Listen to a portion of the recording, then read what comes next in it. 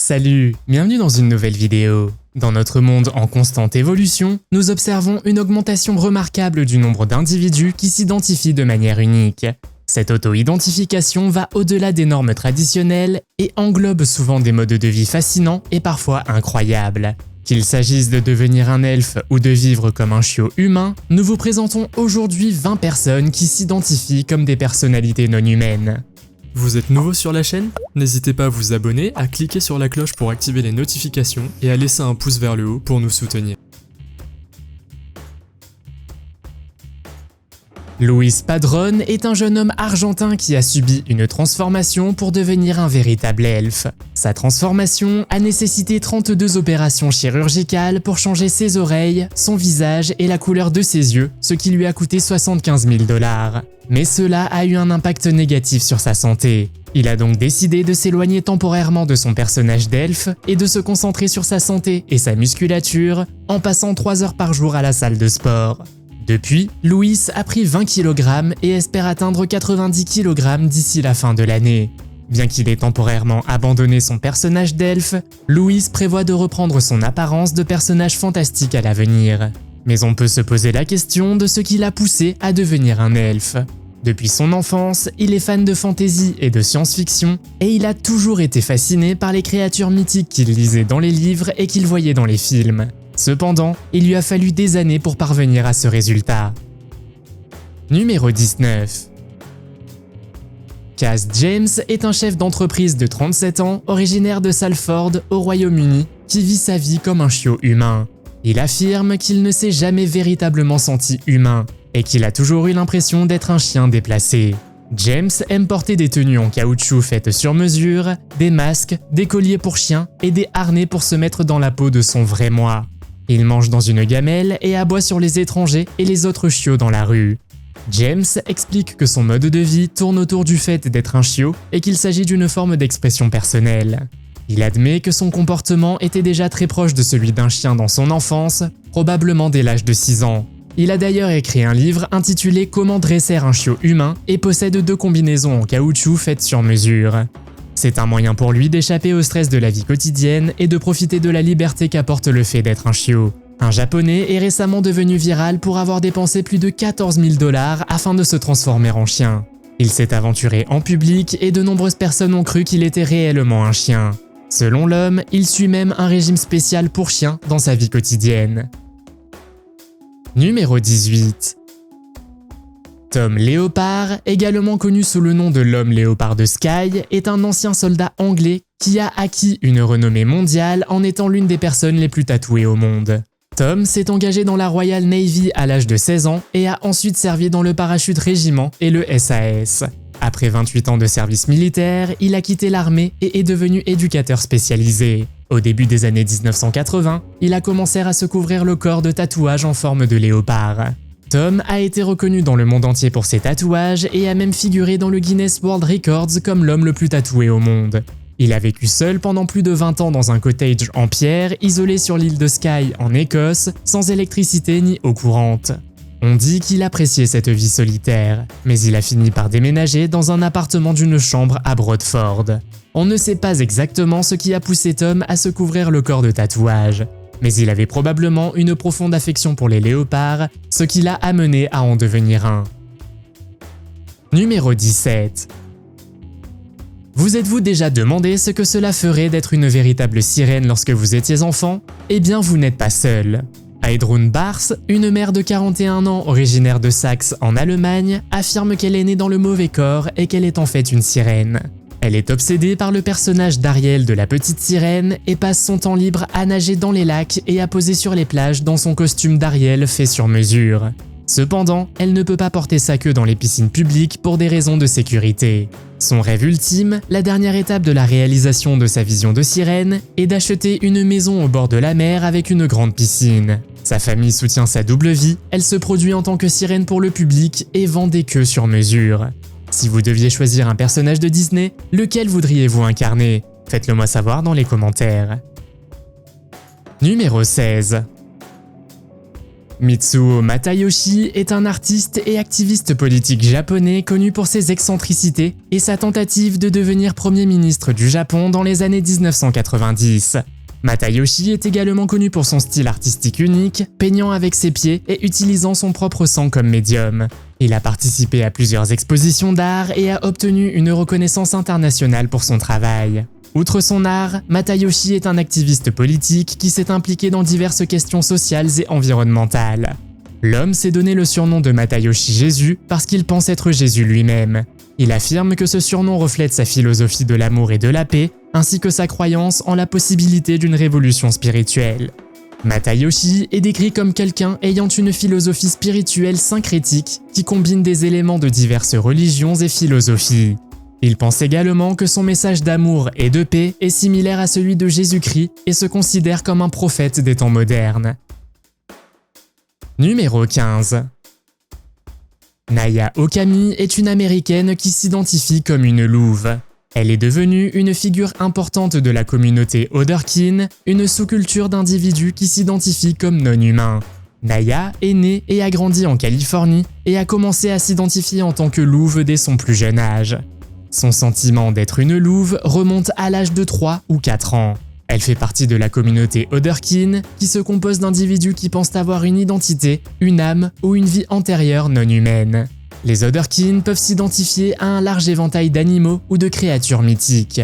Naya a subi diverses modifications corporelles, telles que des tatouages sur le visage, des implants dentaires et des injections de silicone dans le front pour ressembler à un loup. Son site web comporte une section consacrée à sa spiritualité et à ses croyances. Elle écrit qu'elle est une nouvelle âme, récemment née en tant qu'esprit loup, et qu'elle se sent profondément liée à la nature et au monde spirituel. Numéro 14. Anthony Lofredo est un artiste français qui s'est récemment fait connaître pour avoir transformé son corps en extraterrestre noir. Il y est parvenu en tatouant sa peau et d'autres parties de son corps pour obtenir une teinte bien plus foncée. Dans une interview, Anthony a déclaré qu'il avait entrepris cette transformation afin de s'exprimer et d'encourager les gens à mieux accepter ceux qui sont différents. Toutefois, il a également dû faire face à certaines difficultés depuis sa transformation, notamment en se voyant refuser l'accès à des restaurants et à d'autres lieux publics. Sa transformation a suscité des réactions mitigées de la part du public, certains l'applaudissant pour sa créativité et son expression personnelle, tandis que d'autres critiquent ses choix qu'ils jugent extrêmes. D'un autre côté, les partisans de la transformation soutiennent qu'il s'agit d'une forme d'expression personnelle qui permet aux individus de prendre le contrôle de leur corps et de définir leur propre identité. Ils estiment que les gens devraient être libres de modifier leur corps comme ils l'entendent, à condition d'être conscients des risques et de prendre des décisions en connaissance de cause. Numéro 13. Valeria Lukianova est un mannequin ukrainien qui s'est fait connaître pour sa ressemblance frappante avec une poupée Barbie, notamment sa taille étroite et ses cheveux blonds. Elle a attiré l'attention en 2012 après que des photos d'elle ont été publiées en ligne et elle a rapidement été surnommée la Barbie humaine. Cependant, il existe deux rapports différents sur cette femme dont nous devons discuter. L'un raconte qu'elle a ouvertement admis avoir subi des procédures cosmétiques pour obtenir son apparence de poupée. D'autres rapports affirment qu'elle a déclaré n'avoir pratiquement pas changé d'apparence depuis son adolescence. Dans ce dernier rapport, la femme attribue son apparence à la génétique, à un mode de vie sain et à des techniques de maquillage. Elle pense également qu'elle a incité les femmes à être en meilleure forme physique et à prendre davantage soin de leur corps. Numéro 12. Eric Sprague, également connu sous le nom de l'homme lézard, est un artiste de cirque et un animateur américain qui s'est fait connaître par son apparence reptilienne. Il a la langue fendue, des cornes implantées dans la tête et des écailles vertes tatouées sur tout le corps, ce qui lui donne l'apparence d'un lézard. Eric a commencé à s'intéresser au tatouage et au piercing lorsqu'il avait une vingtaine d'années. Il se produit en tant qu'homme lézard depuis les années 1990 et a participé à de nombreux spectacles d'attractions et de freak show. En outre, il s'est aventuré dans d'autres formes de divertissement, notamment la musique, la comédie et l'écriture. Eric a obtenu un diplôme de philosophie à l'université d'Albany tout en menant de front sa carrière d'artiste et de comédien. Il a souvent parlé de sa philosophie et a écrit des articles académiques sur le sujet. On ne sait pas exactement pourquoi il s'est identifié comme un lézard, mais peut-être était-ce son animal préféré, qui sait. Eric a également participé à de nombreux spectacles, notamment en avalant des épées, en crachant du feu et en jouant le rôle d'une pelote d'épingle humaine. Numéro 11. Herbert Chavez est originaire des Philippines et a commencé à s'intéresser à Superman dès son plus jeune âge. Enfant, il collectionnait les bandes dessinées et les produits dérivés de Superman et rêvait d'imiter son héros par tous les moyens possibles. En 1995, alors qu'il n'avait que 13 ans, il a remporté un concours de beauté local en se déguisant en Superman et a commencé à se produire en tant qu'imitateur de Superman lors d'événements locaux. En 1998, il décide de passer à l'étape suivante de sa transformation et subit sa première opération de chirurgie plastique. Au fil des ans, il a subi de plus en plus d'opérations pour obtenir l'apparence souhaitée. Il a notamment subi une augmentation du menton, des implants de cuisse, des implants de mollet, des modifications de la mâchoire et même une chirurgie oculaire pour agrandir ses yeux. Il a essayé de ressembler à l'image musclée de Superman, semblable à l'interprétation du super-héros par Henry Cavill. Certains chirurgiens ont refusé de travailler avec lui en raison des risques, mais d'autres médecins ont fini par accepter ses demandes. Malgré d'innombrables interventions chirurgicales et une transformation spectaculaire, il a admis qu'il ne se sentait toujours pas à l'aise avec son apparence. Numéro 10. Nano, connu sous le nom de chat norvégien, a attiré l'attention pour la première fois en 2016 lorsqu'elle a fait les gros titres en affirmant être un chat piégé dans un corps humain. Selon des interviews et des rapports, Nano affirme qu'elle s'est toujours sentie plus comme un chat que comme un humain et qu'elle a même adopté des comportements de chat. Elle a déclaré qu'elle voyait le monde différemment en tant que chat et qu'elle avait toujours eu un lien fort avec les chats. Elle affirme également avoir des ressemblances avec les chats et préfère marcher à quatre pattes plutôt que se tenir debout. Comme un véritable chat, elle aime qu'on lui gratte les oreilles et elle ronronne lorsqu'elle est heureuse. Selon divers articles, Nano a essayé de vivre le plus possible comme un chat. Elle a adapté son comportement pour imiter les chats, en mangeant par exemple de la nourriture pour chat et dort même dans une boîte en carton avec une couverture. En outre, elle déclare qu'elle communique avec d'autres chats et qu'elle a une forte aversion pour l'eau. Nano reconnaît que son comportement peut paraître étrange aux yeux des autres, mais elle affirme qu'elle se sent plus à l'aise et plus heureuse de vivre sa vie de chat. Numéro 9. Avez-vous déjà entendu parler du terme furie ? Il s'agit d'une sous-culture de personnes fascinées par les animaux ayant des traits humains, comme le fait de parler, de marcher sur deux jambes et de porter des vêtements. Tony Barrett est un homme qui est entré dans l'histoire comme l'un des furies les plus gentils et les plus légendaires qui soient. Il était un membre de longue date de la communauté furie où les individus créent et adoptent des personnages d'animaux anthropomorphes. Tony était un chien et aimait particulièrement les Golden Retrievers qu'il intégrait souvent dans ses œuvres d'art et il était connu pour sa personnalité chaleureuse. Il était également un ardent défenseur de la santé mentale au sein de la communauté furie. Tony était très ouvert sur sa lutte contre la dépression et encourageait les autres à demander de l'aide si nécessaire. En mars 2019, il est décédé à l'âge de 56 ans à la suite de complications chirurgicales résultant d'un diagnostic de SLA. Sa mort a été accueillie avec un immense chagrin par la communauté furie, avec beaucoup de ses amis et fans exprimant leurs condoléances et partageant leurs souvenirs de lui. Numéro 8. Stephanie Walsh est une femme transgenre qui, en 2015, a partagé son histoire de quitter sa famille au Canada pour vivre comme une fille de 6 ans. Stephanie était mariée et avait 7 enfants. Elle avait auparavant vécu sous la forme d'un homme nommé Paul. Cependant, elle a commencé à se sentir comme une fille et a finalement décidé de transitionner. Dans une interview, elle a parlé des difficultés qu'elle a rencontrées pour se révéler comme transgenre et de l'impact que cela a eu sur sa famille. Elle a également expliqué qu'elle avait le sentiment qu'être adulte n'était pas une option pour elle. En outre, elle a expliqué comment elle fait de la vie un jeu et ce qui l'aide à échapper à la dépression. Bien qu'elle ne s'identifie plus comme une adulte, elle aime toujours boire du café et conduire une voiture. Numéro 7. Maria José Cristerna, plus connue sous le nom de la femme vampire ou la femme jaguar, est une avocate, femme d'affaires et tatoueuse mexicaine. Elle est connue pour son apparence frappante caractérisée par des tatouages, des piercings et des implants. Depuis son enfance, elle est fascinée par l'apparence d'un vampire ou d'un jaguar. Elle est même allée jusqu'à se faire des modifications corporelles, notamment des cornes, des crocs et une langue fendue. Elle a également tatoué plus de 96% de son corps et possède de nombreux piercings, ce qui fait d'elle la femme la plus tatouée au monde. Outre son apparence physique particulière, Maria est également connue pour son amour de la musique heavy metal et de la moto. En fait, son tout premier tatouage était le logo d'un groupe de métal suédois, Bathory. Cette transformation l'a aidée à se sentir à nouveau puissante et à contrôler son propre corps. Numéro 6. Nous avons déjà fait la rencontre de Barbie plus tôt, mais il y a aussi quelqu'un qui s'est transformé en Ken. Justin Jedlicka est un homme d'affaires américain et une personnalité de la télévision qui s'est rendu célèbre en se transformant pour ressembler à une poupée Ken. Il a subi plus de 300 interventions esthétiques et aurait dépensé plus de 500 000 $ pour sa transformation. Il a été interviewé dans diverses émissions de télévision et publications, notamment Good Morning America et The Doctors.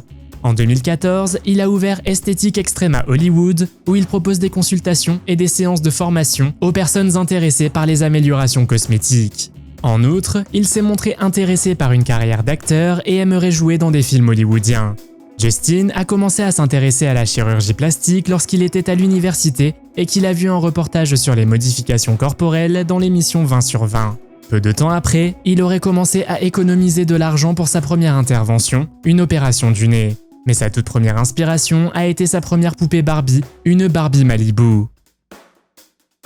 Numéro 5.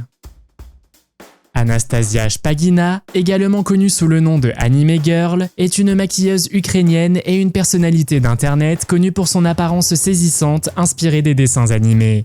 Elle a attiré l'attention au début des années 2010 pour son look, qui crée une ressemblance avec les personnages des dessins animés japonais. Anastasia aurait subi des interventions cosmétiques pour améliorer son apparence, mais elle utilise également des lentilles de contact colorées et des perruques aux couleurs vives pour parfaire sa transformation en personnage d'animé. Elle dit avoir trouvé sa vocation de maquilleuse après avoir découvert les dessins animés et les mangas à l'adolescence et considère son style comme une forme d'art. Pendant son enfance, Anastasia aurait été victime de brimades et de harcèlement à l'école en raison de son apparence. Cependant, elle a depuis acquis une grande popularité sur les réseaux sociaux avec plus de 200 000 followers sur Instagram. Elle a également participé à des émissions de télévision japonaises et ukrainiennes et vend des produits de maquillage et des accessoires sur sa propre boutique en ligne. Bien que certains puissent trouver son style et son apparence extrême, elle a parlé positivement de l'impact de sa transformation sur sa confiance en soi.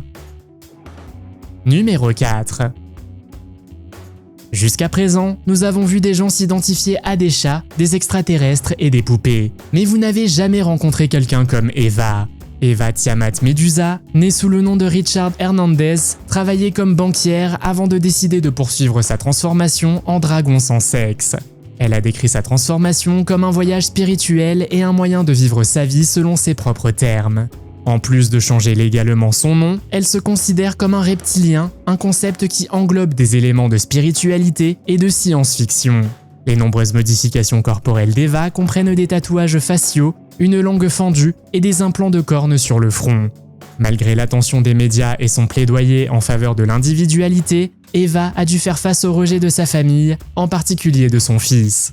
Dans une interview accordée au New York Post en 2023, elle révèle que son fils ne lui a pas adressé la parole depuis 7 ans, date à laquelle elle a commencé sa transformation. Numéro 3. Vinny Ho est un maquilleur et mannequin de Los Angeles qui a dépensé plus de 50 000 $ en chirurgie plastique afin de se transformer en extraterrestre sans sexe. Vinny est né en 1991 en Californie et a grandi dans une famille conservatrice, se débattant avec son identité sexuelle depuis son plus jeune âge. Vinny pense qu'il ne correspond pas au rôle traditionnel des hommes et des femmes et s'identifie comme un être extraterrestre. Il a commencé à expérimenter le maquillage et les modifications corporelles à l'âge de 17 ans et a découvert que ces activités l'aidaient à s'exprimer et à se sentir plus à l'aise dans son propre corps. Vinny a subi plus de 110 interventions, dont 2 opérations du nez et des lentilles de contact de couleur noire, pour créer son apparence d'extraterrestre. Il envisage de poursuivre sa transformation, ce qui lui coûterait 160 000 $ supplémentaires. En outre, il a déclaré qu'il n'était pas intéressé par une relation amoureuse et qu'il était heureux d'être célibataire. Il estime que sa transformation est un voyage personnel qu'il a entrepris pour lui-même et non pour quelqu'un d'autre. Le but ultime de Vinny est de devenir un alien à part entière.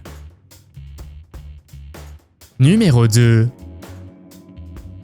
Christina Rey est une jeune femme russe qui s'est fait connaître pour son obsession à ressembler au personnage de dessin animé Jessica Rabbit. En 2011, Christina a dépensé plus de 5000 $ pour rendre ses lèvres plus grandes que d'habitude afin de ressembler au personnage.